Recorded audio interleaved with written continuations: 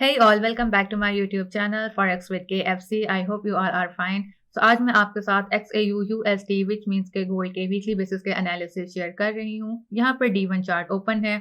So let's see कि next week में gold में क्या स्ट्रक्चर अवेलेबल है, किस साइड का ट्रेंड अवेलेबल है और इसके अंदर किस टाइप का चार्ट पैटर्न अवेलेबल है और नेक्स्ट वीक के लिए गोल्ड हमें किस प्राइस एरिया पर आता हुआ दिखाई दे रहा है। So without any further delay let's start it.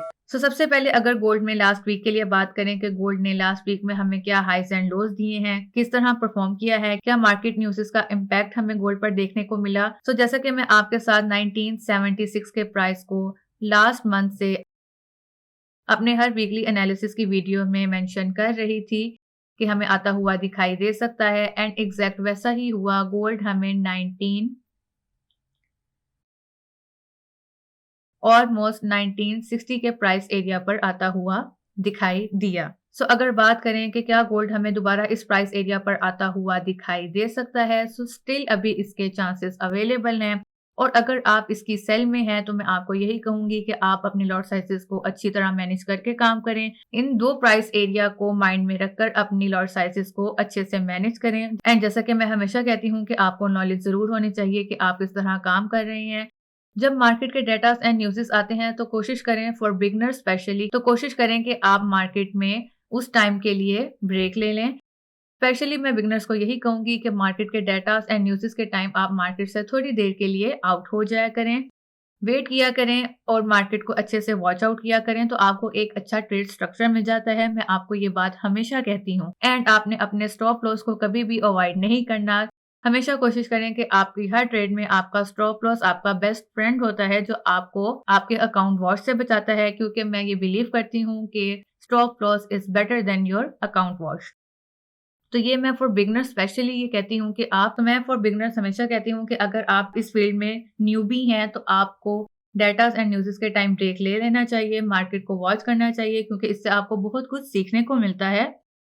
क्योंकि जब आप इसके अंदर ट्रेड कर रहे होते हैं तो आप उस टाइम एक प्रेशर में होते हैं जिसकी वजह से आप मार्केट को अच्छी तरह समझ नहीं पाते, उसका ट्रेंड आपसे ओवरलूप हो जाता है, आपको समझ नहीं आती कि अब आपने किस प्राइस एरिया से एंटर होना है और आपका स्टॉप लॉस क्या होना चाहिए, आपका टेक प्रॉफिट क्या होना चाहिए। दैट इज वाई आपको मार्केट को अच्छी तरह वॉच करके काम करना चाहिए। और जो मैं एनालिसिस आपके साथ शेयर करती हूँ उनका मकसद भी यही होता है कि आपको मार्केट में जिस पेयर पर भी मैं आपको एनालिसिस देती हूँ आपको उसका आइडिया मिल जाए। और इस हवाले से मैं फर्दर अपडेट्स करती रहती हूँ अपने टेलीग्राम चैनल पर। तो अगर आपने मेरे टेलीग्राम चैनल को अभी तक ज्वाइन नहीं किया so you can also join my Telegram channel. Back to the point, जैसा कि मैंने आपको बताया कि 1976 price area is the very crucial and significant price area. मैंने आपके साथ ये प्राइस एरिया अपनी हर वीकली एनालिसिस वीडियो में शेयर किया था। अगर आपने नहीं देखा तो आप देख सकते हैं। जैसा कि आपने देखा कि गोल्ड ने 1960 के प्राइस एरिया को टच किया है। अगर एग्जैक्ट प्राइस की बात करें तो वो 1961 है। जैसा कि आपने देखा कि गोल्ड ने 1950 के लेवल का ब्रेकआउट किया और इसने जो अपना हमें फ्रेश हाई दिया है जो कि हमारा रेजिस्टेंस एरिया भी होगा अपकमिंग वीक के लिए, वो 1961 के लेवल का है। बिकॉज हमें यहाँ पर इस कोई हाई देखने को नहीं मिल रही, हमारा यही हाई रेजिस्टेंस एरिया हम कंसिडर करेंगे और यही हमारा रेजिस्टेंस एरिया भी अवेलेबल है। मैं यहाँ पर अभी इसको मेंशन कर देती हूँ। This is our resistance area for upcoming week। Support area की बात करें तो अगर आप मेरी प्रीवियस वीडियोस को देख रहे हैं, मैंने आपके साथ बल्कि लास्ट वीक की वीडियो में भी शेयर किया था कि ये जो गोल्ड के हमारी सपोर्ट्स बन रही हैं ये हमारे डाउनवर्ड टारगेट हैं, जिसमें से एक टारगेट बहुत ही क्रूशियल एंड सिग्निफिकेंस था, वो था 1871 का लेवल। और यस्टरडे बहुत ही क्रूशियल डाटा आना था जो कि एनएफपी का डाटा था और हमने गोल्ड को इस प्राइस एरिया पर आते हुए देखा है, विच मीन्स के गोल्ड ने जो ये सपोर्ट एरिया बनाया हुआ था इसका ब्रेक आउट कर दिया है यस्टरडे। और जो हमें लास्ट लो देखने को मिली है वो 1860 के लेवल की देखने को मिली है। जो मैंने सपोर्ट एरिया आपके साथ शेयर किया था जिसको मैं कंसिडर कर रही थी उसका ब्रेकआउट हो चुका है। अपकमिंग वीक के लिए हमारे पास जो सपोर्ट एरिया अवेलेबल है वो कुछ इस प्राइस एरिया का अवेलेबल है।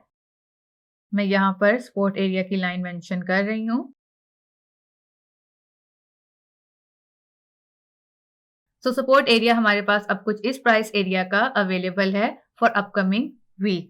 गोल्ड में अगर आप चार्ट पैटर्न की बात करें तो मैं आज आपके साथ गोल्ड का एक बहुत ही मजेदार पैटर्न शेयर करने लगी हूँ। गोल्ड ने कुछ इस प्राइस एरिया से लास्ट ईयर में डाउनवर्ड की तरफ मूवमेंट दी थी, यहां तक की मैं ट्रेंड लाइन से इसको ड्रॉ करके आपको दिखा रही हूँ। एंड देन गोल्ड ने एक पूरा अपना राउंड बॉटम बनाया और हमें कुछ इस तरह की इसके अंदर मूवमेंट देखने को मिली।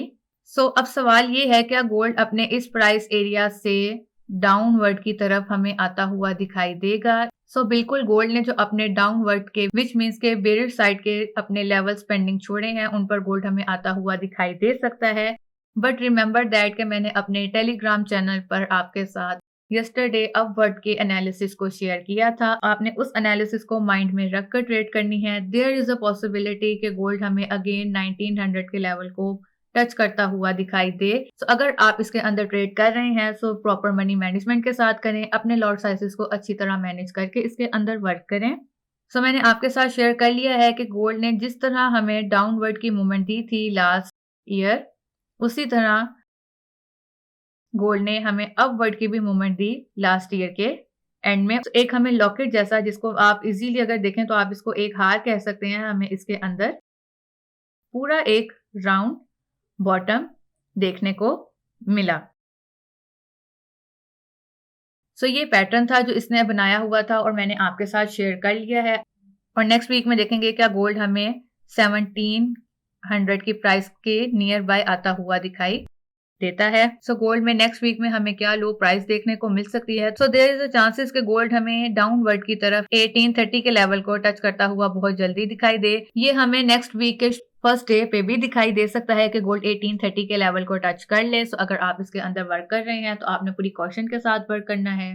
गोल्ड का resistance area price is this. मैं प्राइस लाइन से प्राइस भी मेंशन कर रही हूँ।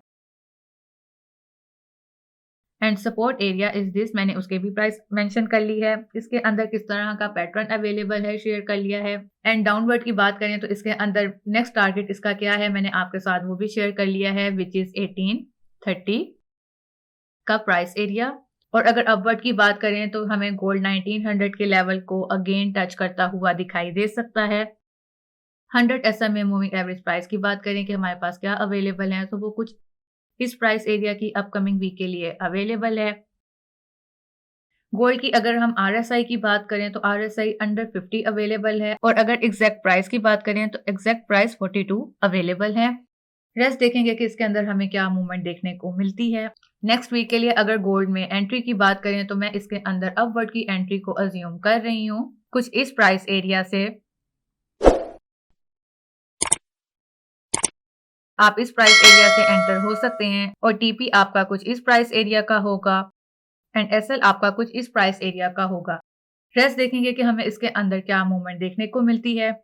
गोल्ड कुछ इस तरह की मूवमेंट लेता हुआ भी दिखाई दे सकता है और कुछ इस तरह की मूवमेंट भी हमें इसके अंदर देखने को मिल सकती है, जैसा कि मैंने आपके साथ शेयर कर लिया है। आई होप कि मैं आपको गोल्ड के एनालिसिस अच्छे से समझा पाई होंगी। अगर आपको फर्दर कुछ पूछना हो तो आप कमेंट सेक्शन में पूछ सकते हैं। And data news and market के हवाले से अगर आपको अपडेट लेनी हो तो आप मेरा टेलीग्राम चैनल भी ज्वाइन कर सकते हैं। And also like, subscribe and share my channel. See you in my next video. Have a great day. Bye bye.